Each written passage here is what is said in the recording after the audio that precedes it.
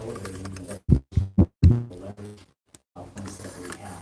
Major crimes have a very high clinch rate, over 80% change rate, which is great. We want to enhance that, and that's what we're doing by the creation of this non-fatal cheat team. So that's going to move to place on Monday. It's going to be up and running in a couple of weeks. So again, that was in collaboration with the Denver District Attorney's Office and some federal partners to help us as well. I'm going to talk about the Bowser model for a quick second. This is again partnership with DPS, is that community resource officer from the gang unit that's paired with a mental health clinician and a victim's advocate. And when a young person is starting to veer off path, or the young person's the victim of gun violence, we also want to help that friend group in a non-enforcement approach that we go and connect with the family and see what those root cause factors are. Often folks are escaping mental health challenges in the home, substance abuse challenges in the home, and they feel that it's safer on the street. So working with Patrick's team and our grid faith-based partners, we're able to then connect them to resources. So we're building on that to try to expand capacity. The schools have also pledged to give greater emphasis to the break training. Again, this is administered by the grid program, where 4th and 5th graders receive some training and have some really good outcomes from that. You've heard several different folks that are coming at this help, probation, police department. Now, what brings it all together is what Kristen Bronson's team and the mayor's youth action guidance table is hoping to connect all of these different systems, look at what is taking place across the country, how we can ensure that left hands and right hands are working together to address this very significant problem.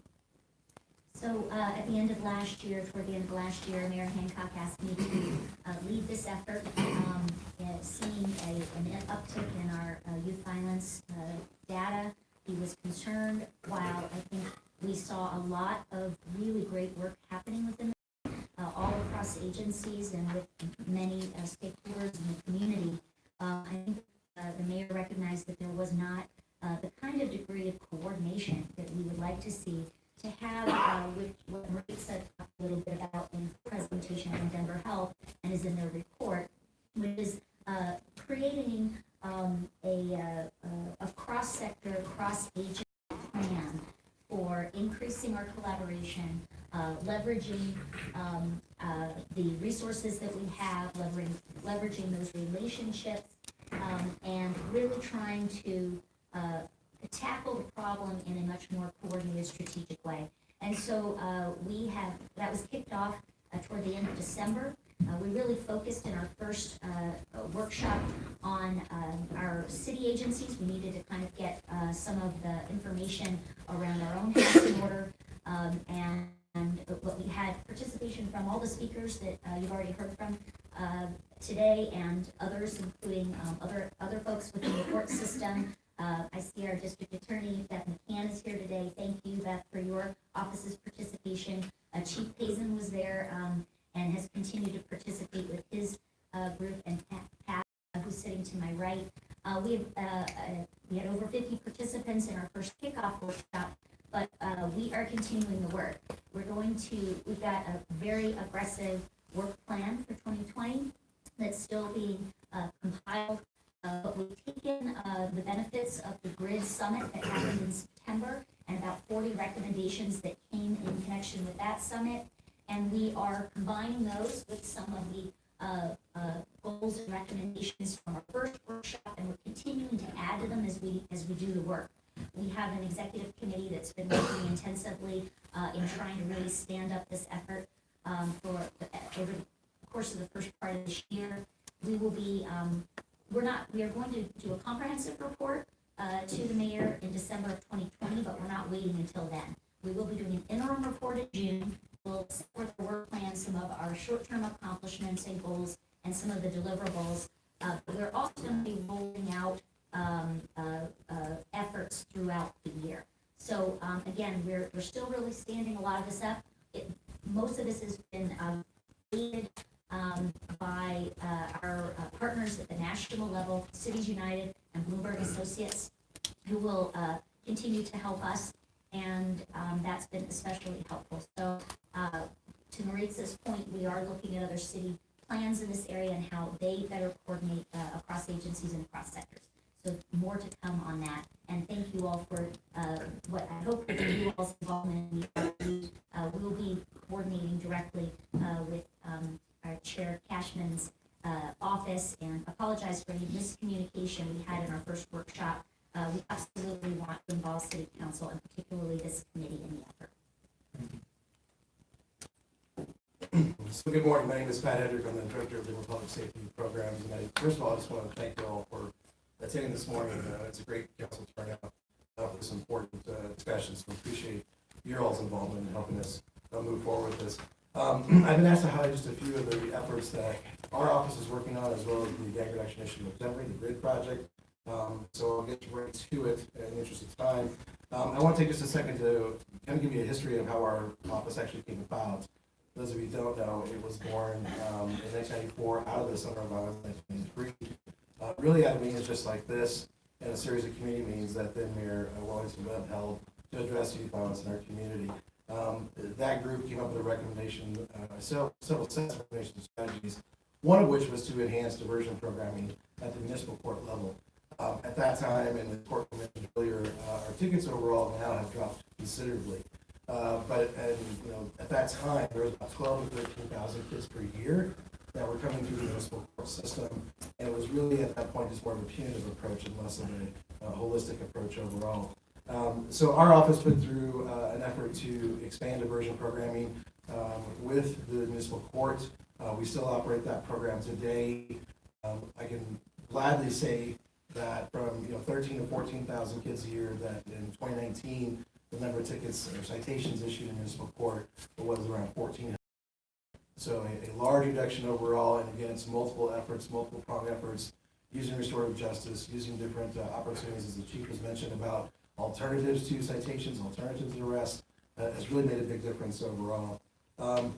In 2008, we also assumed the responsibility of coordinating the city's gang reduction issue of Denver, and developing a comprehensive plan to address gang violence in the city. As you may know, the GRID project is now a city agency under the Department of Safety. It's under our office, but has really expanded and continued to grow, and is providing a lot of great services, both community-based as well as working with partners in the system overall. Last in our office in 2016, we were awarded the state contract for providing pretrial services and indigenous screening services for juveniles in the city and county of Denver. We're the only government entity that is actually running this program. We saw it as an opportunity to try to, again, collaborate and work more closely with our partners at the state court. As Sean mentioned for probation, that their goal is really to prevent kids from graduating into the adult system. Our goal is really to prevent kids from graduating into the juvenile system at the state court level. But we saw opportunities to work together. And since then, we have served as a physical agent. We also serve as the employer for the Centerville program, which means that the majority of kids that are coming through the juvenile justice system actually come through our doors. So while it's important for us to look at those factors and how we help support the juvenile justice system as a whole, we don't want to lose our focus in how we were created, which is really on the prevention level strategy. Along those lines, any comprehensive plan to address gun violence has to require a balance of prevention, intervention, and suppression strategies.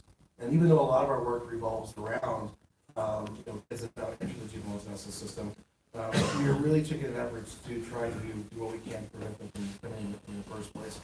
One of the programs that we started about 8 years ago running was called the Strengthening Families Program. And what we were seeing was that a lot of our families were coming to our court system were saying, I don't know how to talk to my kids about certain issues. I don't know how to talk about gun violence. I don't know how to talk about gang violence. substance abuse issues. I don't know how to talk to them. And so we found a curriculum called Strengthening Families. That's an evidence-based curriculum that provides that opportunity for both the families to work together. So this is the kids and the parents attending these sessions together, and it's an 8-week session. And what we've seen is some tremendous results from this. In our program, we're seeing both pre-post outcomes for kids as well as parents, really making a big difference overall. What we wanted to do, though, was we wanted to root this in the community. One of our challenges is we have staff turnover, then you lose people that are able to facilitate that program. So about 8 years ago, when we started this, we had an effort to really try to recruit community-based agencies, but honestly, we struggled. Evidence-based programs are not cheap, they are expensive. So we took a different approach. We got our staff trained to be facilitators and trainers. And we started reaching out to different groups. About that same time, I got a call from the academic who's here right now with us. Velo for Health is a fantastic community-based organization in Council District 9, and they have done tremendous work around with parents and kids about health disparity work. But Diana is saying that, I've listened to my parents and there's communication issues. We don't know how to address those. We want to help them figure out how to do it. So she said, could you help us? And I said, I've got a great plan for you. So we've been working with Diana and Vela for the past couple of years. And one of the programs that we have over here, you see, Familias Fuertes is Strong Families. And that program is an offshoot of the Strengthening Families program. Diana and her team, with partners here as well too, they, in the last 6 months, have run 7 sessions across the city. So while they're based out of Council District 9, they do hit other parts of the city. Over 120 individuals have gone through this program since they started working on it. What we provide is the training, the certification for their staff to be able to run the program. We provide all the materials to run the program, and we provide financial assistance to run the program. This is not just about saying, here's a program, good luck, hope it works for you. We need to have sustained commitment to make sure that this gets rooted overall. And I can't tell you the feedback that we've heard from parents that we've referred to the program, as well as what Diana and Myrna have shared with me, has been fantastic. And so I wanted them to come today because I wanted to recognize them for the work they've done at the community-based level, because they're the folks that are able to connect with the families. They have a trust with these families that, as a system, we just obviously don't have. So whenever I call up Diana and ask her, can you help us run this, or can you work on this, she jumps at the opportunity and really gets engaged. So for us, that community partnership is incredibly, incredibly important. And we want to make sure that we acknowledge that and continue to support that. If you have folks in your district that would be interested in being trained to run this program, please reach out to me. We have the capacity to add some additional sites, and we'd love to do so, because we get kids from all across the city, not just in certain areas. Switching more to the intervention side of things. So as I mentioned, we oversee the municipal general diversion program. And as you can see on this chart, and what's been alluded to by Courtney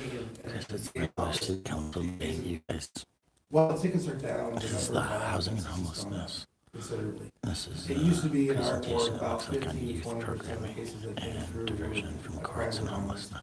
As you can see by the chart last year, that was 36%.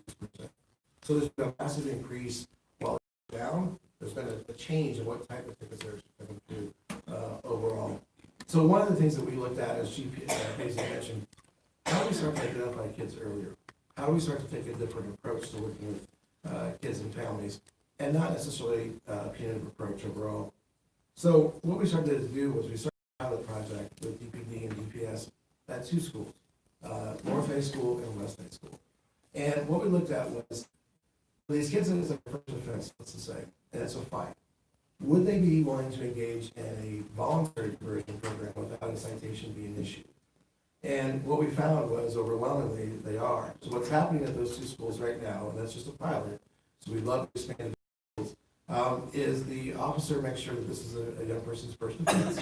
And if so, they're given an option. I can write the citation and you can go to court. Or if you're willing to participate in this voluntary diversion program, we don't have to issue the citation. And this has just started this past year, but in the first semester of this past year, we reduced citations at North High School by 17%. West High School reduced citations by 71%. meaning that we're not creating arrest records for kids, but we're still able to get them services. My biggest concern, quite frankly, was, are they going to engage? Because to some degree, that citation creates some leverage, if you will. But what we found was, a lot of parents want these services, and a lot of these kids want these services, and they're willing to do it regardless of having a ticket or not. So instead of issuing a ticket, instead of creating an arrest record, instead of pulling them out of school to go to court, instead of waiting 4 to 6 weeks before there's an intervention, we're now getting referrals immediately. And in some cases, we're meeting with families the same day as the incident happens. So there's an immediate response as opposed to waiting, sometimes weeks or months before anything happens in these cases overall. With this program, one of the offshoots of this and the other benefits about it is we are now getting referrals on a voluntary basis. So now schools are looking differently about why even write the citation, why even consider that. And as Chief mentioned, how do we start to identify these kids early on? And before there's even an incident that might rise to the level of a citation, how can we get them connected? So as the Chief mentioned about the Bowser model, Sergeant Bowser has called us on multiple occasions and said, hey, I have this young person that needs some help. What can you guys do? And what I love about it is it's a coordinated approach. So everybody has a responsibility, everybody has their own expertise that they bring to the table, and working collectively to address those issues, as opposed to being piecemealed out. And that's really critical overall for the success of these types of programs. So I want to divert now from our diversion program. If you could wrap it up in the I'm gonna go next as quick as I couple of can. minutes, Pat, I appreciate it. Absolutely. So just lastly, I just wanted to touch on a few things about the GRID project. They're working on, so the Chief has already mentioned the GRID program that's being run in multiple schools right now. It's a collaboration between DPD, GRID, also Denver Juvenile Probation. I believe to date over 9,000 students have actually participated and gone through the program, which is remarkable, and it's an incredibly important aspect of that as well too. They've also released last year, 2019, an RFP for community-based agencies to provide secondary prevention and violence interruption services in the community overall. And as you can see, and I apologize, I left one acronym out, the Dream Center, which is now serving basically the west side of Denver, providing both violence interruption services as well as secondary prevention efforts. IEG, and I apologize, that stands for Impact Empowerment Group, or in the near northeast area. And then we have Struggle of Love Foundation that is in far northeast that is providing services as well. So these are programs, again, that really focus on outreach. How do we get to young kids earlier? How do we engage them and get them to desist from the gang situation? GRID also has outreach workers that are city employees. And one thing that I want to note right now before we wrap up is, in addition to just the outreach work they're doing, unique opportunity through a grant through the Department of Justice to evaluate the effectiveness of outreach programs. It's really the first of its kind. There hasn't been a lot of research on it. I think we all know that a lot of the work is being done, not just by GRID staff, but by a lot of different community organizations that are on the ground, boots on the ground. It works. We know it works. This is going to help articulate that and hopefully lead to opportunities for funding larger projects and larger scale projects overall. Lastly, I just mentioned the Safe Haven Network. Many of you have heard about the Safe Haven Network. It's a faith-led initiative. Whenever there's a shooting or an incident, churches will open their doors for 3 days following that incident. There is mental health professionals there that are there to support any community member that's feeling the impact of that situation, whether they're directly involved or not. They're there and they're available to them. So that's just to highlight just a few of the programs that our office is running, as well as the GRID project. Any presentation? Thank you very much. We'll move into public comment real quick. We got 6 people: Peter Lowy, Keith Emerson, Amy Torino, Jonathan McMillan. That's Sean Cohen. Sean. Oh, sorry, I thought. Thank you. And then lines go Sean. Peter? Where do I go for that? Up there, up to the lectern. And Keith Emerson, you're up next. Peter will have 2 minutes. Zach will time you, hold up a card when there's 30 seconds. Great. My name is Peter Lowy, legal residences in District 5, although I travel about 10 months a year consulting for the United Nations. I chair what's called the Global Youth Caucus for Decent Work and Sustainable Economies. In late 2018, we started a project with the UN Office of Counterterrorism on preventing violent extremism and radicalization of young people. I listened to all the presentations today. It still reads, in the fact that it is housed in DPD and district attorney, it still reads as punitive and doesn't seem to address a lot of the root cause issues. To address those root cause issues, we designed with the Office of Counterterrorism a theory of change based on 3 pillars. Again, this is preventing violent extremism. I think conceptually it's a lot more similar than some of us are willing to admit. The situation that we have here, but if you hear the 3 pillars, you will see. So number 1 is social inclusivity and democratic participation and representation. So there was a lot of talk about community engagement, but are these voices being heard? Are there people they can go to in city administration, in city council, who are actively listening? That also links to participation in democracy. Are they voting? Some people can't always, but are they 18 to 24s? Why are they not? Automatic voter registration. These things can help. Number 2 has to do with tolerance and mental health. Good to see that a lot of these are being touched on. Are these young people the victims of hate crimes? And is there gun violence retaliation? That is something that we need to look at. A little bit of a stretch from a victim of hate crime is tolerance, and are these young people, primarily communities, colored victims of other crimes such as gentrification? Are they being pushed out of their neighborhoods? And is that creating some kind of social inequalities? We do talk a lot about the income inequality and crime gap. So you do see that in places with higher income inequalities, you do have increases in crime. If we want to address structural issues, what is the city doing to reduce inequality? On the list of Mayor Hancock's action plan, OEP was not on. You do not see. You did see human services, but are you seeing opportunities for young people to grow these skills to, okay, 30 seconds. Last one, we have education and livelihoods. That does link to income inequality and crime. DPS still has an enormous, great DPS is involved in it, but they still have an enormous achievement gap. They still have any number of incidents going on. I think all of those needs to be addressed.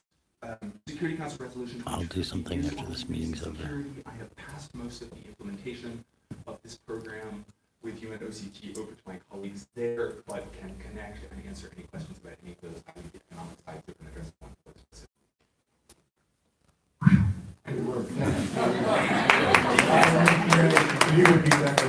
If we could count the words, that may be a world's record. Keith Emerson. Sir, if I could, I think it would be a lot more, Oh, I'm sorry. I think it would be a lot more productive. A gentleman came in late who's much more familiar with this problem than I am, and I'd like to yield my time to the Reverend Leon Kelly if I could. Reverend Kelly, would you like to? Well, If you can. since I'm here, I'll go ahead and take You might space. remind them about the Thank you, time Simon. limit. I will hold the rest to the same time limit everybody else gets. All right. I can take a few minutes, because my thing is just being here, just to hear. This is my 36th year of trying to focus on this problem, and deal with this problem. And I had that invitation to come today just to be able to hear what is going to be said. And I'm trying to hear something that I hadn't heard within 3 decades. What is the difference I'm going to hear today than was not said 3 decades ago? We started the Denver Mental Game Coalition back in the late 80s. It's the same issue. Many of the kids that I dealt with back then we're dealing with their kids, we're dealing with their offsprings now. People have asked me over these last number of months of the increased gun violence of young people. What's the difference from my lenses that I dealt with in the 80s compared to these kids now? These kids, again, as I alluded to earlier, are the offspring of the kids that we dealt with back in the day. So help me understand what is that I'm going to hear different today. We focus on these kids today compared to 30 years ago. Those kids with the average age I was dealing with was around 17, 18, 19, 20. Now I'm dealing with 12, 13, 14, 15 years olds doing these kind of crimes. I just got this the report of this kid in Michigan. He was 12 when he took the life of a 9-year-old on the playground. Now I'm gonna look from a 9. So I look at the number of kids who become victims violence, youth violence. We don't even though we're focusing on guns right here, but I'm dealing with just violence, period. Whether it's a hammer, whether it's a knife, or whether it was even a mobile vehicle. We find ourselves dealing so much with the aftermath, with the symptoms, instead of dealing with the original problem. I can remember John McBride, your daddy, me and him years ago sitting in the office. You know, I can remember John McMillan over here when he was a little youngster running through. I see them now trying to follow their lead in the porta potties. Forest, a long time ago, it was a big concern of our influence that we were dealing with coming from California. And the little bits and pieces I heard since I was sitting here today, great ideas, great concepts, but it's still the same common conversation that we had decades ago. What is going to make the difference? I'm looking at who's been around still. You know, Chief, Bonnie, you come from the West Side. You've seen how it was back in the days. You look at it now. Now, we're dealing with the kids and offsprings. How do we deal with it? And we're at time. We can wrap it up. Oh, that was only 2 minutes.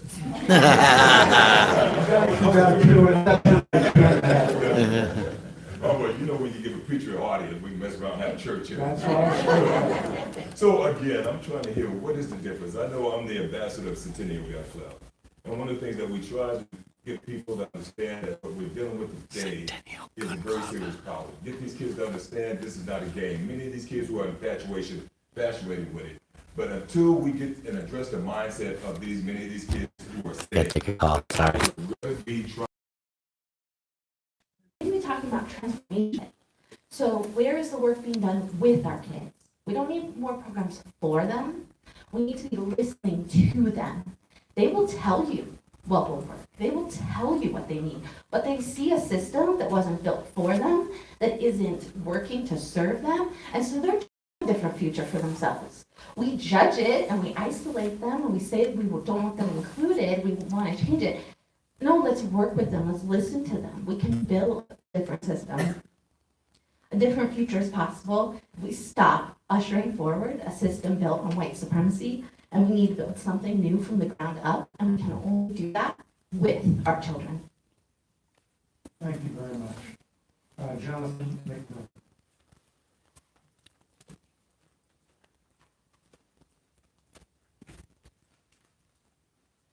Good morning, everybody. I just want to say I'm humbled to be in this room, probably one of the most powerful rooms in Denver right now. We have the ears of people who can make a difference.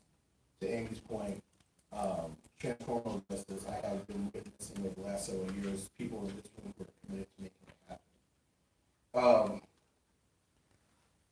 Last month, almost to the day, I put together, with the help of many people in this room and many of the community people, I helped put together a youth town hall in far northeast Denver, which was, the intention of that town hall was to hear from the youth what they, from their perspectives, what were the causes of the violence happening, and from their perspectives, what are some of the solutions. About 2 weeks before that, Vernon Jones held a town hall at the ED. Like violence is inevitable. We want to know from the adults in the room that they will do whatever it takes to make them safe. The atmosphere has never been so tense. It's overwhelming, and it's sad to feel like you feel you need to feel hopeless. We need you, speaking to the adults in the room, to take us seriously and be more than just token guys. Violence is way too normal. Believe that they're living it. And whether or not the statistics say that the crime is down, violence is down, whatever, perception is the reality. And so I implore everybody in this room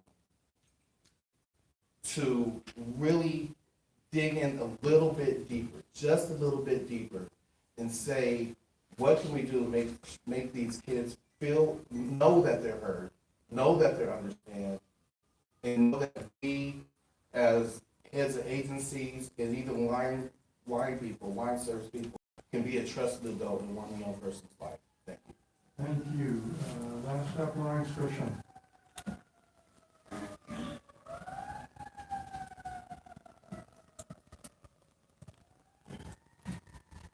Good morning. My name is Lawrence Bashan. I work with GRASS. I'm one of the outreach workers that's boots to the ground regularly, Denver and work. And like many other people have said, I hear a lot of people with solutions. There's no real solution today. We laugh and we joke. We said we don't know what's wrong with the generation. Why these kids are messed up. They're goofy. All this kind of stuff. But the problem is us. We're the problem. I'm definitely one of the people that's a problem. I left my kids out here alone while I did time in prison. Left them to raise themselves. So we keep asking ourselves, why are our kids acting this way? Why are they doing these things? But we're not giving them anything better to do. Like, we're giving all these solutions saying, or not solutions, but programs that have to do with the justice system. In their mind, the justice system is the ops. Why are they going to work with the justice system? They're going to do it because they have to. And then as soon as they get away, they're going to do something different. So what I propose is that we find the reasons why they're doing this. And it's not just about poverty. It's cool to carry a gun. A gun is part of the attire. It's not always about because I feel dangerous. Like, if you look at Facebook, everybody has new Chrome 9s or the new Desert Eagle. It's part of the attire. Being a killer is part of the attire. Everyone is desensitized to what it takes to love someone else. So I ask that we look at the kids, we look at the families, and we look at this forum. It's really disappointing that even though I appreciate everyone here, and none of the parents, none of the people that we're talking about are sitting in this room. And why is that? We're holding this meeting during a time where they're working and struggling. You can't get any reason that don't involve those people. Thank you. Thank you very much. Thank you, everybody who presented. Thank you to our speakers. We have about 40 seconds and about 12 people in the queue. So, colleagues, if you'll keep your questions as concise as possible. I have in the queue Councilwoman Sedabaka, Black, Flynn, Gilmore, Sawyer, Sandoval, Flores, and Peach. Councilwoman Sedabaka. And if your name is called, answer a question. If you come up to the table or stand over your mic. I'll start, thank you, Mr. Chair. I'll start with the DA's presentation. I'm curious about the data that we're using to prove that this model is successful. What are the measures of success with this program that we're looking for? And do we know in Mobile that it worked?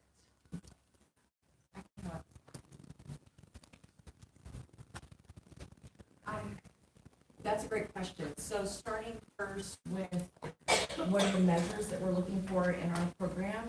What our goal is to have these youth not reoffend with any future gun crimes. So that would be a measure of success for us. If they reoffend with another crime, that certainly we hope for a complete reduction in recidivism. But our end game is that they would not reoffend with another gun crime. So there's something very different about this proposed gun court that is different than drug court, and it is the incentive piece. With diversion, there's the incentive to not get the charge. With drug courts, there's the incentive to get treatment instead of serving a sentence. There doesn't seem to be an incentive here. We talked a little bit about expungement if they complete the program. Well, why wouldn't we go the diversion route to begin with so that they don't end up with the charge at all? So the incentive here, there would be actually a different offer.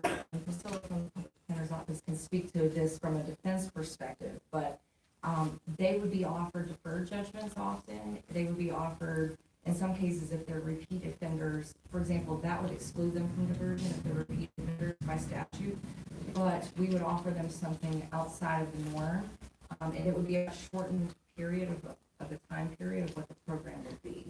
So typically, probation can last potentially up to 2 years, sometimes even longer for the kid. But further about the incentive. For misdemeanor cases, the youth would be offered just a lesser misdemeanor, so they will have the benefit of the deferred. And also with the circumstances where you're dismissing one of the cases as a result of the plea negotiations for them to go into the program, we're preventing them from becoming a repeat juvenile offender, which is a significant incentive. Thank you. It doesn't feel like the incentive is strong enough to make sense for this court. But I do have questions about our understanding of the root causes from your perspective. We heard a lot from our members of the public who testified today about their beliefs about the root causes. And I feel like we're addressing what other people are saying the root causes are without immediately assigning case managers to you. I didn't see DHS on there. Somebody mentioned not seeing veto on the partner agencies. And so I'm wondering, how do you all understand the root causes, and have you done any deep dive to find out from the young people, from their perspective, what the root causes of gun possession are?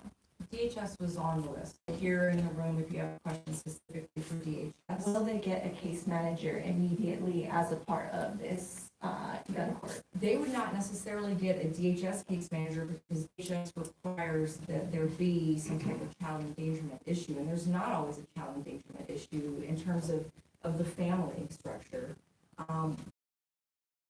They absolutely will get whatever services they need tailored to them.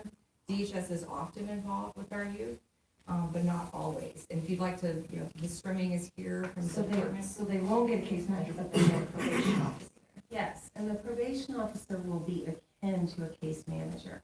I think it's really important to understand how unique a specialty court is. The youth will have the support of the team.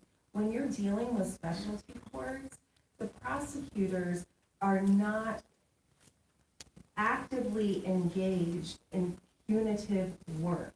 They are actively engaged in therapeutic work. And the person to hold them accountable to that is the defense attorney on that case. In terms of answering your question regarding getting answers to why the youth is carrying the weapon, when the defense attorney meets with the youth, first conversation, I'm anticipating that to be a 2-hour conversation.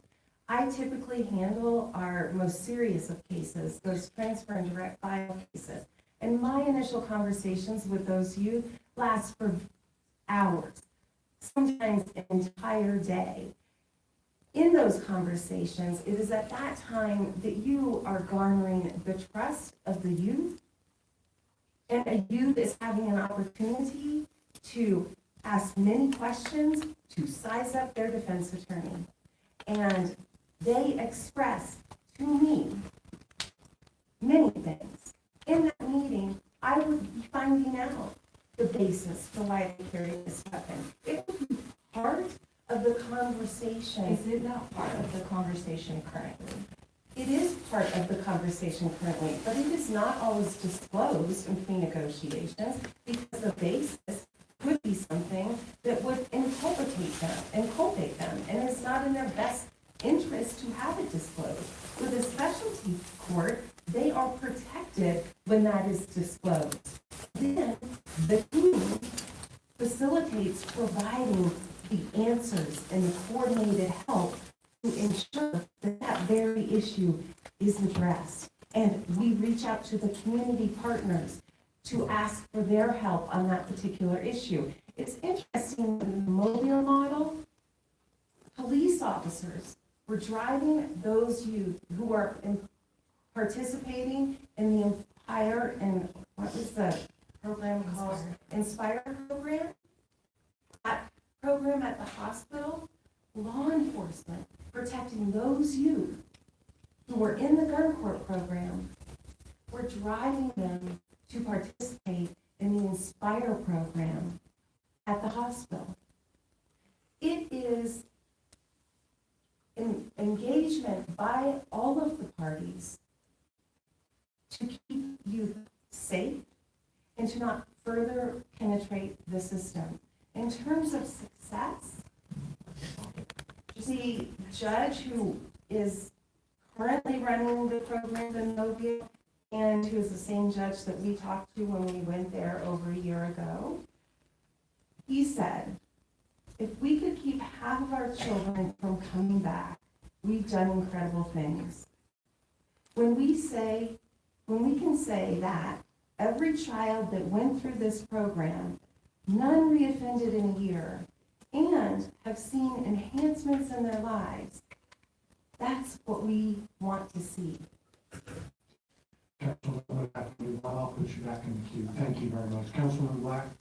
Thank you. I will be really brief. I had two questions. One was about the community accountability board, and I don't know about that, just details. But then I had a question from some of the people who spoke on behalf of kids who are in schools and are afraid and are bringing a gun because they're afraid. I don't know who's best to answer that, but I'm wondering if there's a distinction between a fear of, like a mass school shooting versus this more one-on-one kind of violence. Is there a distinction from a kid's perspective?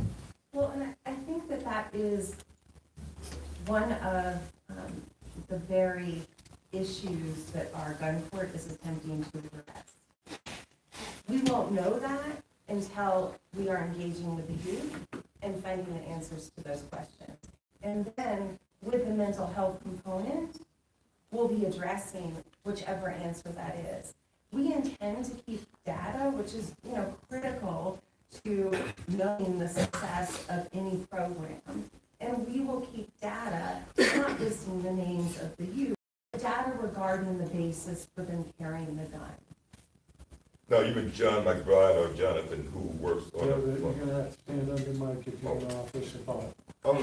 Towards that question, I know for those of us who are working in the schools and dealing with these kids of perception, I think John McBride or Jason McBride, could really answer that question more appropriately. Would someone be able to speak further to that question? So, if I understand Councilwoman's last question, is mass violence, mass shootings, one of the fears of young people? Typically, in schools that have day-to-day gun activity and gun violence, you don't have that anxiety about mass shooting. It's more of a continual, almost chronic fear of neighborhood or direct violence from the peers in a one-on-one setting or group settings as in gang-related activity or youth group violence. Thank you, that answers. Thank you, Councilman Fleming. Thank you, Mr. Chair. Just to quickly follow up on that with a brief comment. Kendrick Castillo is a constituent of mine. And I want us all to keep uppermost in our mind just what Councilwoman Black said. He had no fear of being in school that day, but he acted immediately, and he cost him his life, and he saved lives. I just want us to remember Kendrick. I'll just ask two of my questions for time's sake. Councilwoman Black actually got to my first question, which is for the DA, and you don't have to answer it now, but maybe provide us with a short paper or an answer. How does the data what is the data from Mobile? You spoke to it very briefly, that there's been a reduction or 61 cases, something like that. What were they? Can we track that data through these individuals? But more importantly, two things, can you provide the rationale for believing that this is not simply correlation, but it's causation through this program? And then number two, the modifications that you are proposing to this program, why? Why are you changing what, on a Mobile to fit Denver's circumstances? What is it about? So we can more clearly understand it, because I imagine we're going to be asked to fund the $200,000. Right, and I appreciate, I will submit whatever data that we have, but I appreciate the question because I do want to say, it is true that this program that we're proposing does not have a clear replication anywhere else in the country, because we want to add the community component, which we believe is imperative, but also because we want to add the legal representation for the youth throughout the program, which Mobile doesn't have. So we won't be able to say to you, we can tell you in 10 other cities this program has been done and it works. But what we do know for problem-solving courts in general, the research on problem-solving courts in general, but also the research we know on youth that are justice involved, is that the sooner their cases are resolved, the better the outcomes, and we can certainly provide a lot of data related to that. So our program will safely, first of all. But second of all, we can certainly provide data to show that community-based, culturally competent services also have better outcomes, which is what this program would also do. So those are the two big components. It would be really helpful to me, and I imagine my colleagues, to have something in writing that expands Absolutely. on the short time we have here. Yes. I have one more question for Patrick. What accounts for disparity in the reductions that you saw in citations between North and West High schools? It was quite dramatic. It was something like 17, I had it on that. 17, 16% versus 7%. Is it because we had a larger base at West, or are the officers in those two schools acting differently? We're not acting differently. I should have prefaced, we started at West a little bit sooner than North, and so there's a little bit more of a change there, so I apologize. Okay, great answer. Thank you. Thank you. Councilman Gilmore. They said the shorter the time of the case, the better the outcome. The police to please bring back their PowerPoint presentation. I have some questions and observations. And so if we could go to slide 4. And I have to preface this because we have had more violence in the Montello and Green Valley Ranch community lately. And looking at this map, we're able to show Montello and Green Valley Ranch. And this is getting to my point. We feel neglected in the far northeast. We don't have the ear of the city. I know the police are trying to do everything that they possibly can. Community groups are trying to do everything they possibly can, but we need access to resources and money to help us deal with this issue. And so we showed the violence on slide 4, but then if you go to slide 8, and we're talking about juvenile health concerns, that map stops at Stapleton. We don't exist on that map. And what we're seeing is indicative of generations of neglect. And I appreciate Reverend Kelly's comments because I feel like we're dancing around this issue and we're trying to fix it through the courts, through the DA, what we're doing, addressing our families' health. And I'm just going to list out, John is going to talk a little bit about it. And I'm sorry, Mr. Chair, I'm trying to be cognizant of the time. Youth have directly said, and I want this to be on the record, they need safety. They need safety at home, they need safety in school, they need safety in the community. Bullying and gangs are real. Gangs exist because that's a safe place for our children to be. They feel protected. I'm not addressing that and dealing with that directly. And my overarching question through this all is I want to know what the supplemental budget request is going to be to start layering on resources on map 4 that shows our entire city on there. And so safety, they need opportunities, life skills, training, financial literacy, workforce development, not only summer youth employment, they need year-round youth employment. They need school supports. Our schools need to open up. The rec centers are at capacity many times. We need other places for youth and young people and their families to gather to get access to these resources, but we also need space for counseling services, and we don't want to come downtown for counseling services. We should be able to go in Montbello, in Green Valley Ranch, you should be able to walk or bike to counseling services, so layering on counseling services. Healing, trauma-informed. Speakers spoke about generationally. Incidents have triggered me and my family's background and history. This is generational, and to think that through serving 12 participants with the handgun intervention program is going to get us to where the folks in my neighborhood feel safe, that's a slap in the face. Please, please, I'm begging you for help and resources for us to address this issue. My community, we can't go to another vigil. We will. We'll be there and we'll stand in solidarity with the family and the community. We'll do that because that's how we are. But give us the resources, please, please. The other part, we need a generational approach. We need to talk to grandparents, aunties, uncles, cousins, everybody. We all need trauma-informed healing in our neighborhood. Instead of dealing with the court system, let's not try to ID kids early on. Let's do the right thing from the get-go and fund the programs. And then we don't have to ID kids. We can ID kids as to who's been really successful, who moved on from the gang, how are we supporting each other, workforce development, financial literacy, wealth building, home ownership. Those are the things that we deserve. Culturally relevant mentoring and leadership programs, year-round programming, access to health care, compassion, and love are those lists. And we need bilingual services. Montville is 61% Latino.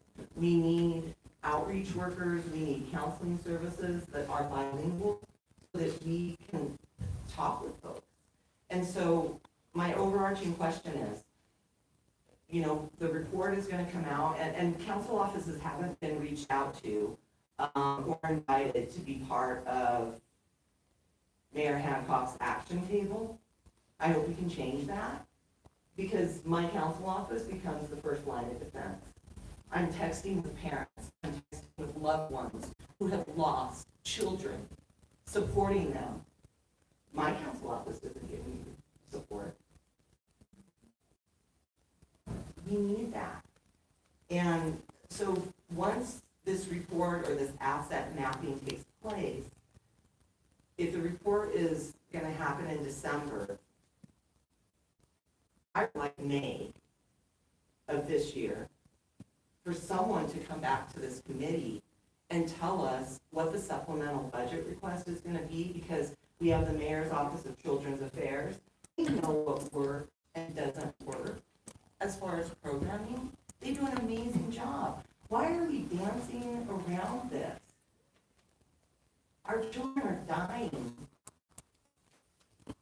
and we need the resources. And so I don't know who wants to take that question or who wants to address that, but in May, I need to draw a line in the sand. So, having Council District 1 on the agenda for later today, I've already met with Councilman Herman. This is focused in that common set of data. Westwood is the first neighborhood that was kicked off. Councilwoman Torres is seeing the presentation of this collaborative approach, but we are focusing on Westwood, Cole, Park Hill, Montbello, and West Colfax neighborhoods. Where the data shows us, and it's this collective approach. I believe we had a presentation scheduled with you in the next couple of weeks, right, to talk about this. This is the very detail, to have, I don't know, 8 to 10 presenters in one session. We can't get into all of the details of this, but it is a very comprehensive approach where we are listening to young people. We're studying what's taken place. We are getting direct input from national experts on this. Thomas Tapp teaches at the Harvard Kennedy School. Hot spots, hot people, how you connect it to the resources that we're doing. And I can proudly say that what we're showing, the research, the data there, that we are doing this in a non-enforcement way. You hear tickets down by the thousands, arrests down, trying to connect to the people that are in greatest need to those resources and get them the services that they need. And it's not forgetting about Montbello. They're one of the 5 areas in Green Valley Ranch that we District 5 has increased its police staff more than any other district in the last couple of years to meet that growing population. We recognize that, and it's a coordinated approach to ensure that we are getting the resources, that no neighborhood is left off the map, or no neighborhood is left behind. This is very detailed into all of the 78 neighborhoods that make up this great city. And just real quickly, you mentioned also the location of offices. We actually just created satellite offices to drive different neighborhoods and work with families forward when they have their new facility that's ready to go, so that our staff are actually out there. I mean, it's a challenge to come downtown, obviously, and it's expensive to come downtown. And so we're going to be having our staff out there. We are providing a clinician over at Lowell Community Arts School. We're paying for it, we're funding it. So the kids, if they need to come talk to somebody, there's somebody there that's available to them. We can highlight that and get that to you, make sure you have some information forward to it. But totally agree that we need to be more responsive to the community, meet them where they're at, as opposed to saying, come down and meet us. I think it would be really helpful for all of us if we could get a list by district of the type of programs, the type of resources spending that's going on in that inverted L. That's always so traumatizing. Yeah, absolutely. And as part of the action table, that's one of the first steps is develop that inventory overall that looks at not just programming, but who it serves, where it's at, where the outcomes, how much money is attached to those programs as well too. So that's definitely on the to-do list as well. I can address a little more on the action table. We just step under the mic. Oh, I'm sorry. I'm short, it may not hear me. With respect to the action table, as I mentioned before, we very much want city council involvement. Our first kickoff meeting was really focused on city agencies alone because we were trying to identify how we were and were not communicating with each other. But at this moment, we had included Councilman Cashman's office. Obviously, you all have busy schedules, don't want to burden you too much, but if you would like to be directed, well, we'll just add you to the list. It's not a problem at all.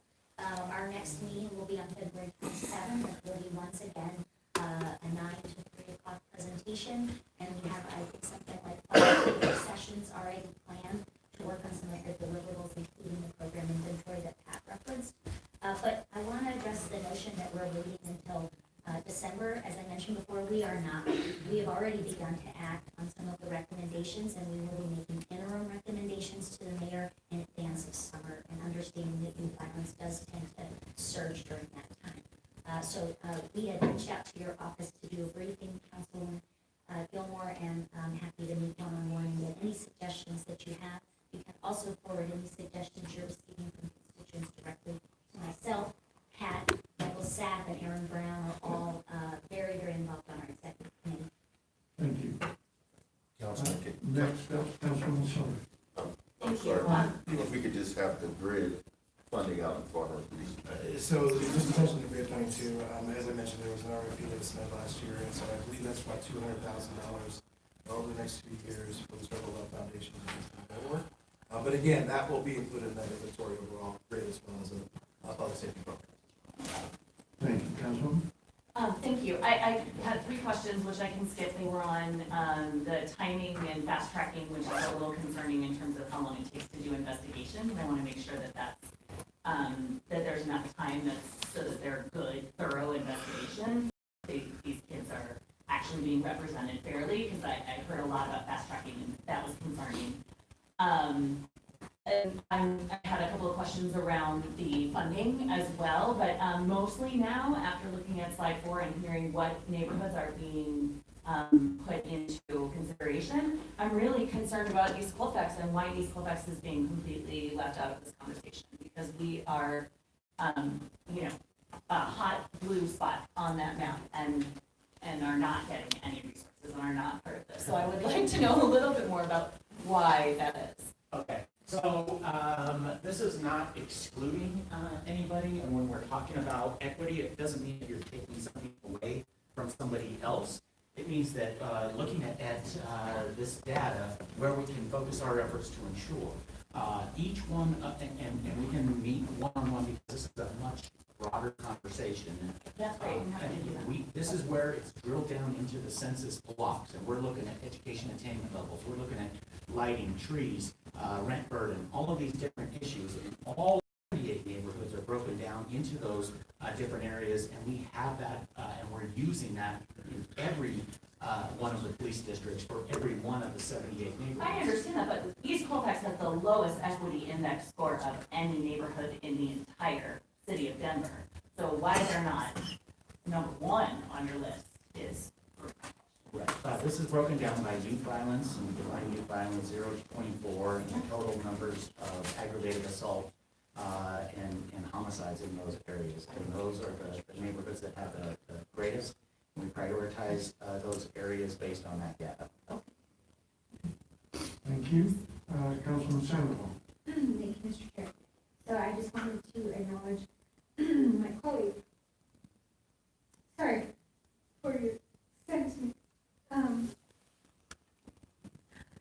Sorry. So, any of you might know, but I was a victim of a youth crime 4 days before I kicked off my campaign in my own driveway. And I had 2 youth who are Latino pull a gun on me. And even though I was the victim, I felt like they were the victim. And so, sorry.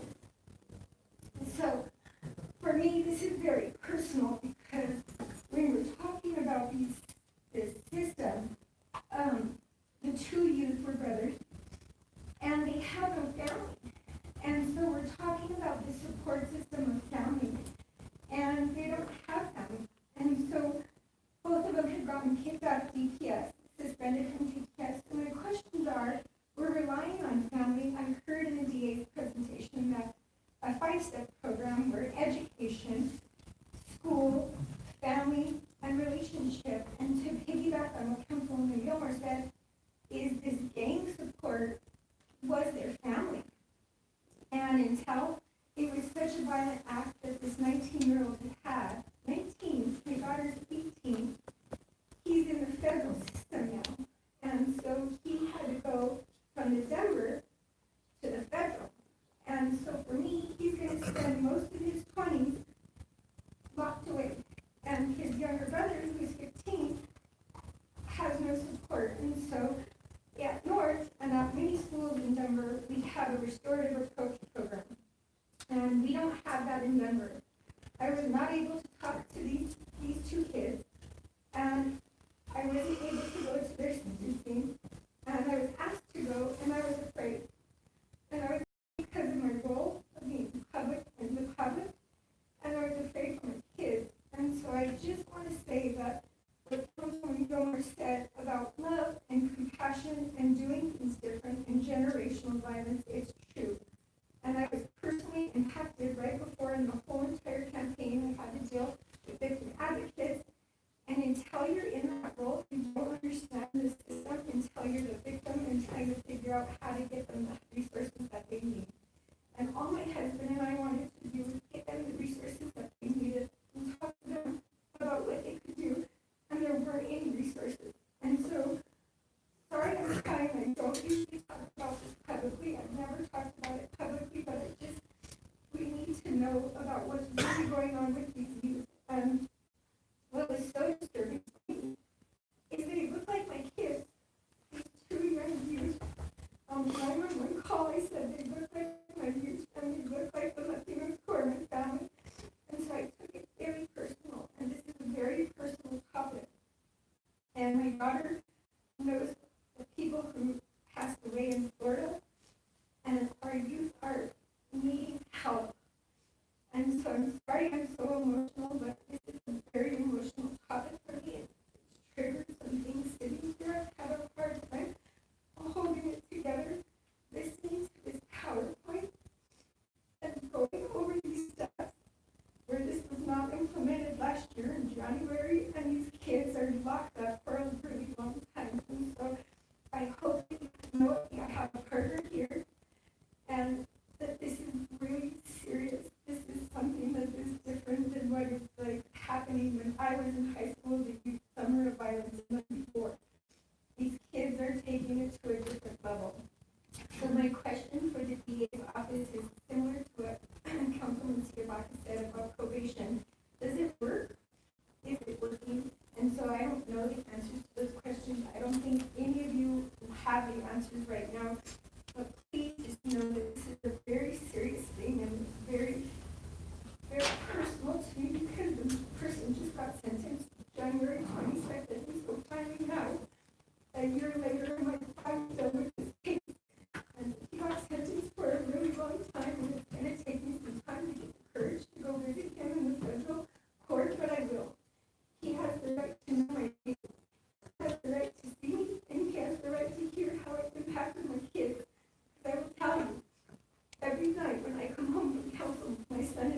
door waiting for me every night when it's late.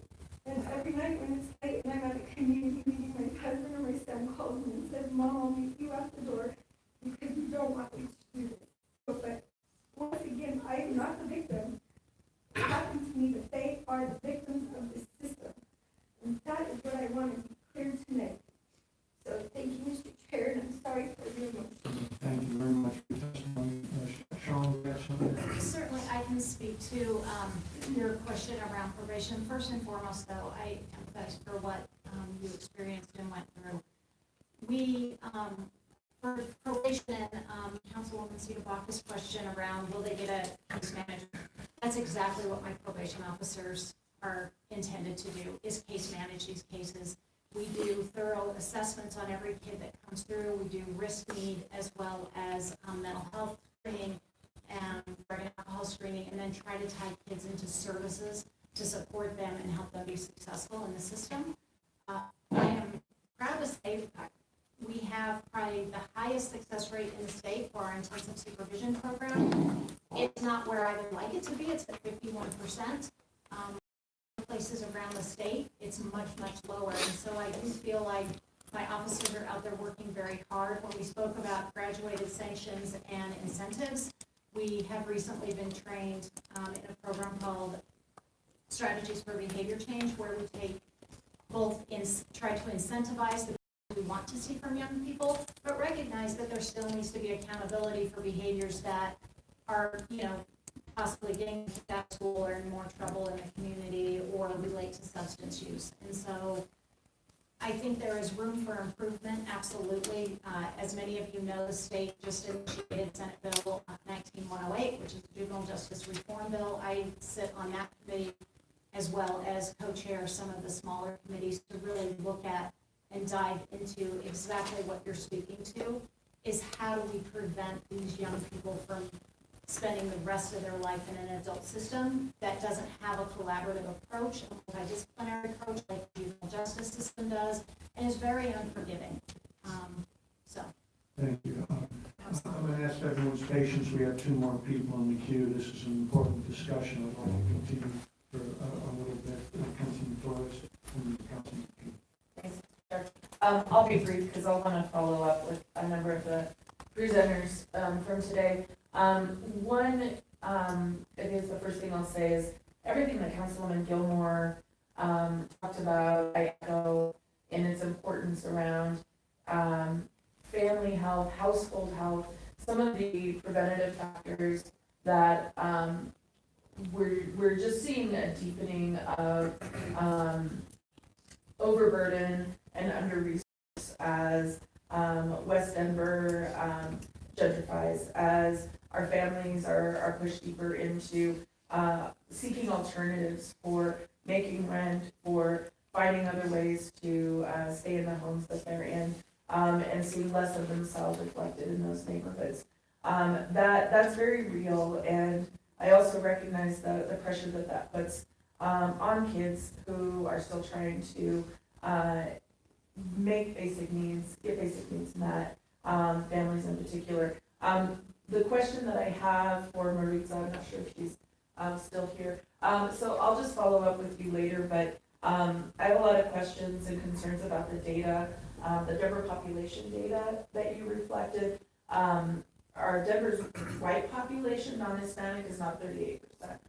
So I'm wondering if we're overrepresenting Hispanic, Latino, and not fully understanding the disparity that's existing in victims of crimes involving guns in the Latino community relative to its population, because I have always known it to be closer to 30%, not 45%, and I think that's important because it gives us perspective on the data of gun violence that we're actually seeing and what we need to pay attention to, and that leads me to the bigger question, Kristen, and for the mayor's action table. After this slide, I heard very little about what we're doing when it comes to Black and brown communities and how we're supporting those communities much more fervently than we ever have before, and not in terms of punitive or case management after a crime has been committed, but what we're doing on the family and household side before any of that happens. So I'll follow up with other folks afterwards. Thank you. Councilwoman Kennedy. Thanks. Just first to honor my colleagues for sharing their important stories and perspectives on this from their very different, but each impactful front lines of the conversation. I guess one thing that I want to pick up on from both my colleagues' comments as well as some of the speakers is I think everything we heard about today is a necessary intervention, and it's all very system-based, and I do want to catch folks. And I refer a lot, I don't think we talked about them, but Steps to Success is the research for youth violence prevention happening in Denver. It's only in 2 neighborhoods, Montbello and Park Hill, but the Strengthening Families program comes from that research. And so that first risk, early behavior problems is a risk factor. So I believe everything we talked about is necessary. It's just not complete. And I think that's what you're hearing. I don't think we want the answer from probation and what your prevention is. We want the answer from outside the system. So I think that I don't want anyone in the room to come up for this because the other, I think the family frustration of I can only get help when my kid gets arrested, right? We've heard that a lot. And that's what I think the question that I don't want to speak for my colleagues, but I think the question being asked is, what are the resources outside the criminal justice system, period, for the 3 things that come out of Steps to Success research? So family conflict and family management problems. Where does a family go for those supports, absent everybody who presented today? Friends engaging in problem behavior and weak social ties. So what are the supports for reinforcing kids' relationships and ability to use peer supports? How specifically, and Kristen, this is, I think, a question for your table. How is your table finding the gaps and adding resources to family connections and to youth-led solutions? I think for those that are with community-based organizations, so clearly the city, and especially the city agencies we had today, are not the ones to do this work. So what do you need? Right, so if folks want to send an email to the dencc@denvergov.org, which is the group email box that can get shared with us, or to the mayor's office, I think the question of what specific things are gaps where the city funding or talents could be helpful in elevating youth-led and community-led solutions that are outside the system. That's, I think, the question. And then I just want to, the other 2 factors in this research are interesting religiosity is one of those factors in these 2 neighborhoods. That is a positive research-based factor. So engagement with faith leaders is clearly research-based. And then positive recognition in the family, community, and school. So these are the things that are in the research program. And we talked only about 1, kids in trouble. That's it. So that's, I think the research would tell us to look at these other things and resource these other things. And we need different messengers to identify, and I don't know what those things are. I don't know if it's programs to youth-led groups. I don't know if if it's programs in schools, but that list is, I think, what we would continue with next if we were to keep this conversation going at this committee. It would be about non-system prevention that reinforces these ties in ways that the evidence says works, because we didn't get there today.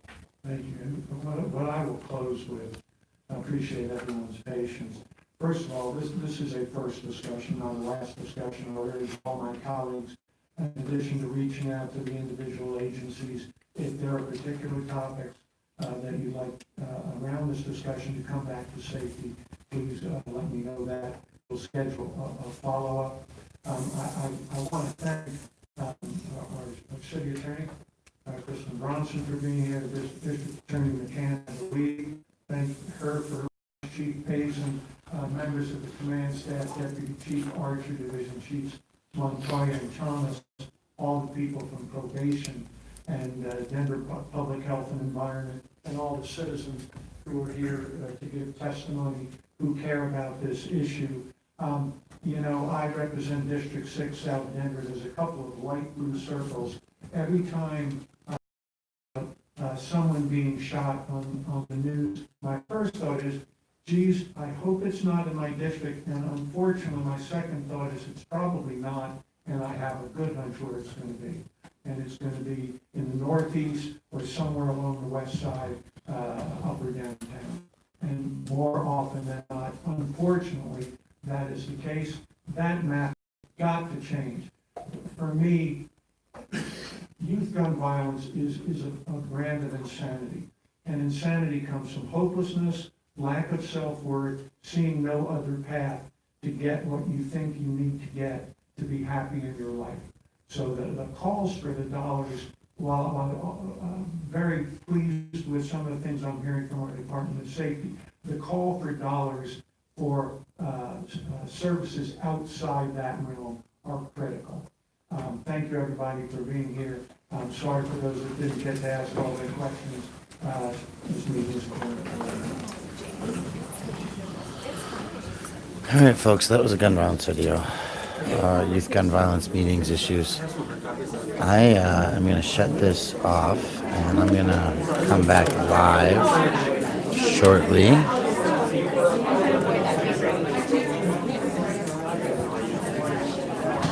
Sorry, man, here, I could just lift the leg. All right, folks, we'll come back with an Eric Brand update soon. Thank you.